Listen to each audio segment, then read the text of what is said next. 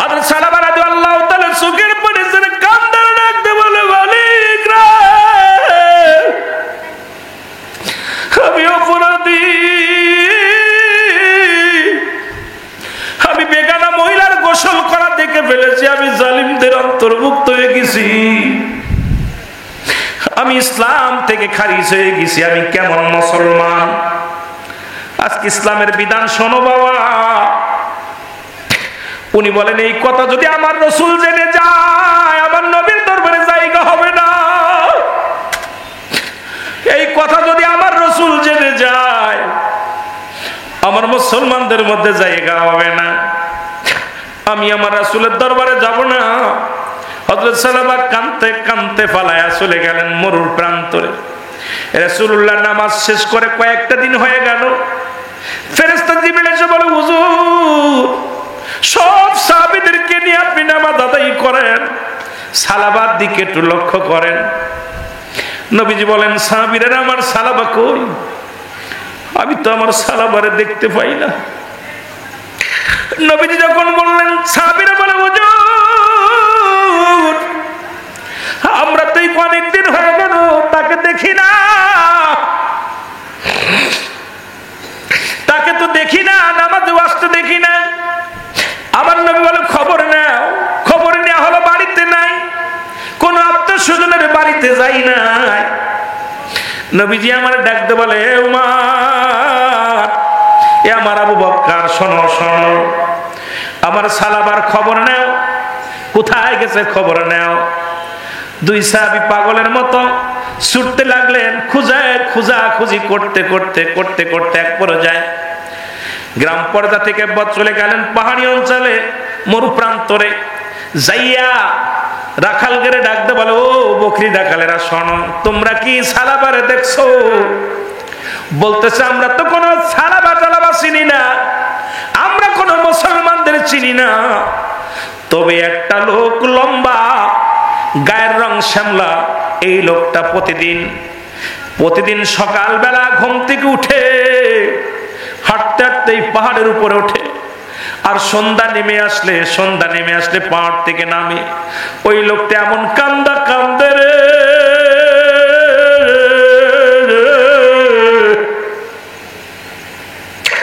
ওই যুবকটার কান্না দেখে আমাদের বকরিগুলো খানা খায় না, ওই যুবকটার কান্না দেখে রে আমাদের উটগুলো খানা ছেড়ে দিছে।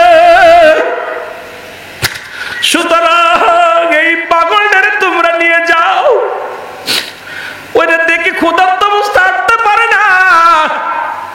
আজকে সকালবেলা আমাদের গাভী থেকে দুধ দহন করে ওই সালাবা, ওই তোমাদের ওই লোকটার হাতে দিয়েছিলাম, ওই লোকটা হাতের মধ্যে নিয়ে এমন ভাবে কান্না জুড়ে দিছে, চোখের পানি গুলো বয়ে বয়ে দুধের পাতিলের মধ্যে পড়ে গেছে। আমরা জিগাইলাম, আপনি এত কান্দেন কেন? উনি বললেন, কেন কান্দি, আমার আল্লাহ কি আমারে মাফ করেছে? আমি ইসলামের কলুষিত করলাম কি না? আজকে ইসলামের সার্টিফিকেট, ইসলামের লিবাস লাগাইয়া জিনা করবা, ব্যভিচার করবি, তা কোরআনের অপমাননা করা হয়। আজকে ইসলামের লিবাস লাগাইয়া নামাজ না পইরা তোমরা বাজার ঘাটে ঘোরো, ইসলামের অবমাননা করা হয়। এর ইসলামের অবমাননা যদি তোমার দ্বারাই হয়, আল্লাহর আদালতে তুমি কোনোদিন ছাড়া পাওয়া সম্ভব নয়। দাড়ি লাগায় নামাজে যাও না, দাড়ি রাখিয়া তুমি ইসলামের বিধান মানলা না, তুমি শরীয়তের বিধান মানলা না। ও মুসলমান শুনে নাও, শরীয়তের দৃষ্টিতে হারামকে হালাল বললে সে কাফের হয়ে যায়। তুমি যত বড় মুফতি হও না কেন, যত বড় মুহাদ্দিস হও না কেন, যখনই তোমার জবান দিয়ে হারামকে হালাল বানায় ফেলবা, সঙ্গে সঙ্গে তুমি কাফের হয়ে যাইবা। কোন ব্যক্তি যদি হারামকে হালাল বানায়, সে কাফের কাফের কাফের। কোন ব্যক্তি মুসলমান শুনে নাও, এই জন্য শরীয়তের বিধান মানবা, স্বার্থের জন্য তুমি হালালকে হারাম বানাইবা না, হালালকে হারাম বানাইবা না, হারামের সঙ্গে হালালকে মিশ্রিত করা যাবে না। এই যে ব্যক্তি এই দুনিয়ার মধ্যে এই দুইটা জিনিস মিশ্রিত করে ফেলবে, আল্লাহর আদালতে লাঞ্ছিত হবে, আল্লাহর আদালতে অপমানিত হবে, আল্লাহর আদালতে বড় ঘৃণিত হবে। ইসলামকে যারা কলুষিত করবে না মুসলমান, আজকে নিজের স্বার্থের জন্য তোমরা যা শুরু করছো, এর মধ্যে আল্লাহর দরবারে আদালতে জবাব দিতে পারবা না। জোরে বলেন ঠিক কিনা? হারামকে হালাল বললে সে কাফের, কাফের, কাফের। হালালকে হারাম বলা যাবে না, হারামকে হালাল বলা যাবে না। যেটা হারাম হারাম, পায়খানা তো পায়খানা, সেটা শুকনা হোক আর কাঁচা হোক। কথা কয় না কেন? কথা কয় না কেন? আহা, বড় কষ্ট লাগে। তাহলে মুসলমান শোনো, কয় সুদ খাও, সুদ খা কি হারাম না হালাল? ওয়াজ কই রাখলাম, মনে রাখবেন, সুদ খা হারাম না হালাল? শুয়োরের গোশত খা হারাম না হালাল? ওরে বেটা, তুই বইয়া বইয়া সুদ খাস, অফিসে বইয়া বইয়া ঘুষ খাস রে বান্দা। ঘুষ খাওয়া হারাম, সুদ খাওয়া হারাম। এদিকে মুসলমান শুয়োরের গোশত খাওয়া হারাম, তুই সারাদিন ভরে অফিসে বইয়া সুদ ঘুষ খাস, আর সন্ধ্যা লাগলে গরুর গোশত কিনে খাস। আমি বলবো মুসলমান শুই না নাও, এই হারাম খোররে বাড়ি আসলে বলবা তার 2 কেজি শুয়োরের গোশত ধরায়া দিবা, কারণ সে সারাদিন অফিসের মধ্যে বইয়া খাইছে সুদ, এর ঘুষ খাইছে বইয়া বইয়া, ঘুষ ছাড়া কলম চলে নাই। এই ব্যক্তিরে কোনোদিন হারাম জিনিস হালাল জিনিস খাওয়ানো যাবে না। ওই সুদ করার জন্য, ঘুষ করার জন্য হালাল খোর বন্ধ, হালাল খাবার বন্ধ করে দিতে হবে। জোরে বলেন ঠিক কিনা? ওই আমার গ্রামে, আপনার গ্রামে যারা সুদ খায় আপনারা চেনেন না? কথা কন না কেন? ঘুষ খায় যারা চেনেন না? তো ঘুষ কি হারাম না হালাল? কি রে, 2টা লোক, এই পাশের লোক কটা কথা করছে, এই লোকগুলো মনে হয় একদম ঘুম এসে গেছে। বলছে কি সুদ কি হারাম না হালাল? হারাম না আরাম? খুব আরাম লাগে, তাই না? ওই সুদ খোরার জন্য শুয়োরের গোশত রান্না করে খাওয়াইবেন, কারণ সুদখোর, ঘুষখোর, ও যায় বাজারে যায় সুদের টাকা ঘুষের টাকা চাইলে দেখে 10 কেজি গরুর গোশত দিয়ে দিস, খাসির গোশত দিয়ে দিস, জন্মের খান খাওয়াবো তোর একদম বড় বড় কপাল পোড়া। যেটা বলেন ঠিক কিনা? গরুর গোশতের দাম কমে যাবে, 200 টাকা কেজি হয়ে যাবে যদি সুদখোররা না খায়। যেটা বলেন ঠিক কিনা? সুদখোর, ঘুষখোর খানা বন্ধ করে দিলে গরুর গোশতের দাম কমে যাবে। যেটা বলেন ঠিক কিনা? আজকে আমার দেশে যে সুদখোর আর ঘুষখোর যেভাবে বাড়ছে, আহা, প্রতিটা অঞ্চলে সুদ, সুদ, সুদ আর ঘুষ, এগুলো পরিহার করতে হবে। আমাদেরকে এর দিকে কথা নজর দিতে হবে, এইগুলোর পর আলোচনা বেশি করতে হবে, যাতে করে একটা মানুষ যদি বাঁচে তোমার জীবন ধন্য। জোরে বলেন ঠিক কিনা? এর দুর্নীতির ওই জাকরায় বসে জাহির করে জ্ঞান, কলম দিয়া কামাই টাকা, কলম দিয়া কামাই টাকা, আবার ধরে সাধুর ভানোরা, শিক্ষিত শয়তানোরা, শিক্ষিত শয়তানোরা, শিক্ষিত শয়তানোরা। বলা যাবে না আমার সাথে? একটু আমার সাথে বলা যাবে না? একটু জোরে জোরে চিল্লায় বলেন। দুর্নীতির ওই জাকরায় বসে জাহির করে জ্ঞান, কলম দিয়া কামাই টাকা, কলম দিয়া কামাই টাকা, আবার ধরে সাধুর ভানোরা, শিক্ষিত শয়তানোরা, শিক্ষিত শয়তানোরা, শিক্ষিত শয়তানোরা।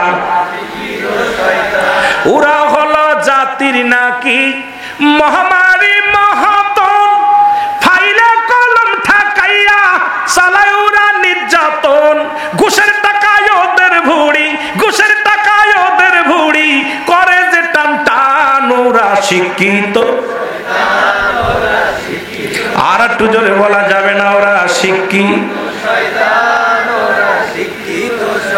আবার স্কুল কলেজের দিকটা ভাই দেখো না, চোখ মেলিয়া মেয়েরা সব বই ছাড়িয়া আছে শুধু প্রেম লইয়া। ঠিক কিনা? ঠিক কিনা? আরে প্রেম ফিরিতে শুরু হয়েছে রে।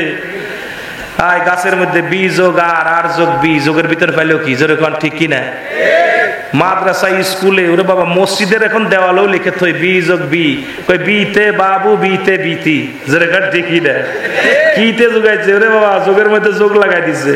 এই যে যাই আজকে আপনাদের নামাজ পড়লাম, ওই পুলিশ লাইনে নামাজ পড়লাম, দিয়ে ওই ওয়ালের মধ্যে লেখা রয়েছে বি যোগ বি। আমি হঠাৎ করে তাকায় দেখলাম বি যোগ বি, আমি চিন্তা করলাম গণনাটা কি, বিজিবি নাকি, তার না দেখলাম, পরে হিসাব করে মিলালাম, বিতে বাবু, বিতে বিথি, বিথি আর বাবু, কত বুঝছে? আয় হায়, যোগের ভিতর ভালো কি? আবার স্কুল কলেজের দিকটা ভাই দেখো না, চোখ মেলিয়া ছেলেরা সব বই ছাড়িয়া আছে শুধু প্রেম লইয়া। আরে অস্ত্র যে তার সঙ্গের সাথী, অস্ত্র যে তার সঙ্গের সাথী, হইতেছে মস্তানুরা শিকি। এখন আর লেখাপড়া নাই কলেজে, এখন যায় দেখবেন পিস্তল, ড্যাগার, রামদা, এগের দিছি লেখাপড়া করতে, খাতা কলম আর নাই ওদের কাছে, বড় বড় ড্যাগার।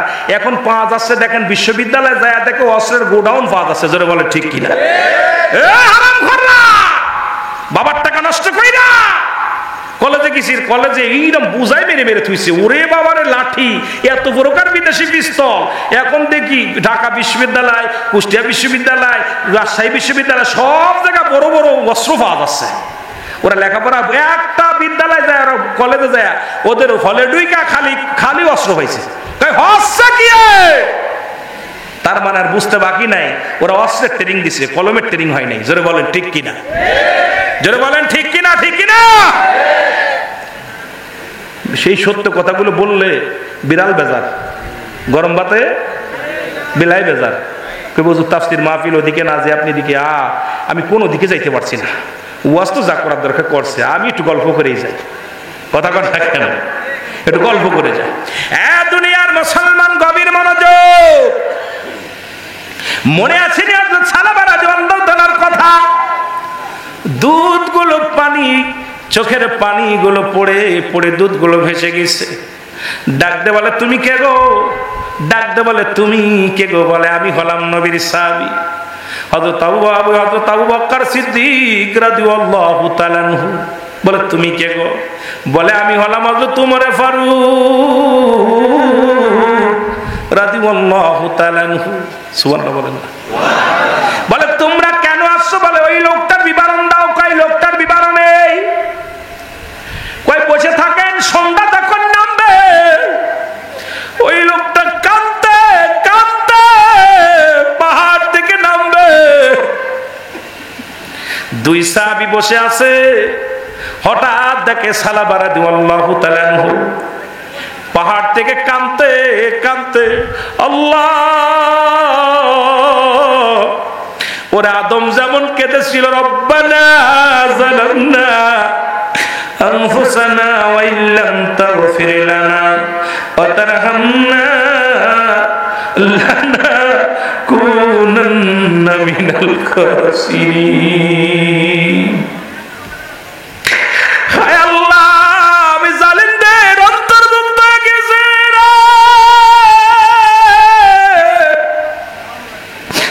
ওরে আদম কাঁদতে কাঁদতে চোখের পানি ফেলায়া, এই চোখে মুখে খাওয়া হয়ে গেছিল, কাঁদতে কাঁদতে সোনার দেহখানা কঙ্কাল করে ফেলেছে। তুমি আমি কত গুনাহ করছি, একদিন চোখের পানি ফেলতে পারি না। কত পাপ করছো, কত মিথ্যা বলেছো, কত মানুষের কষ্ট দিছো, কত নামাজ ছেড়ে দিছো, একদিন চোখের পানি ছাড়ো না।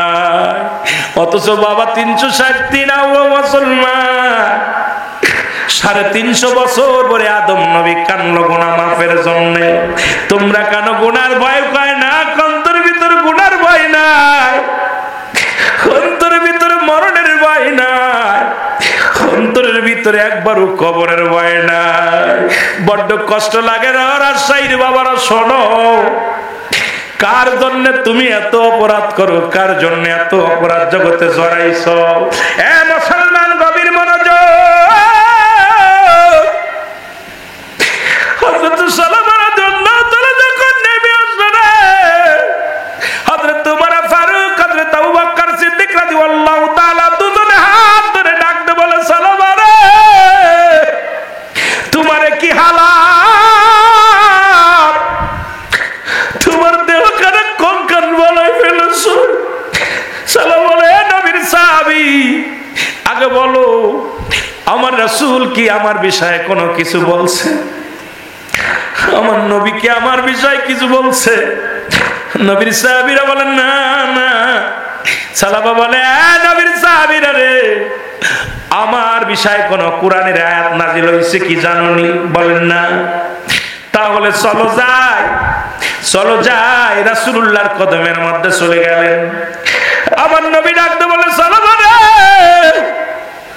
তোমাকে আমি অনেকদিন দেখি না, কোথায় ছিলা? বলে হুজুর, আগে আমি জানতে চাই আমি কি জালিমদের অন্তর্ভুক্ত হয়ে গেছি? আমি আগে জানতে চাই আমার আল্লাহ কি আমার জাহান্নামী বানায়া দিছে? আমি আগে জানতে চাই আমি কি পাপ রাজ্যে ডুব দিছি?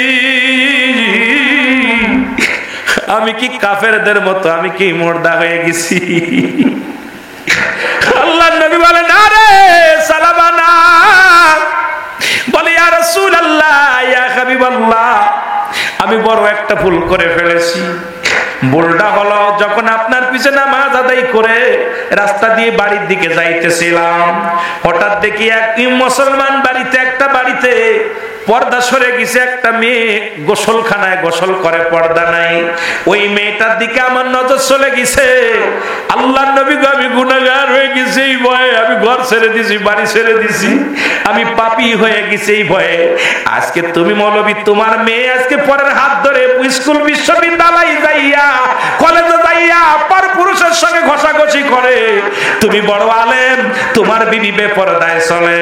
তুমি বড় আলেম হইয়া তোমার মেয়ে কলেজে যায় পর পুরুষের সঙ্গে আড্ডা মারে, আর তুমি ইসলামের বড় বড় কথা কও, ইসলাম জিন্দা হতে গিয়া। আরে এত সহজ না, এত সহজ না।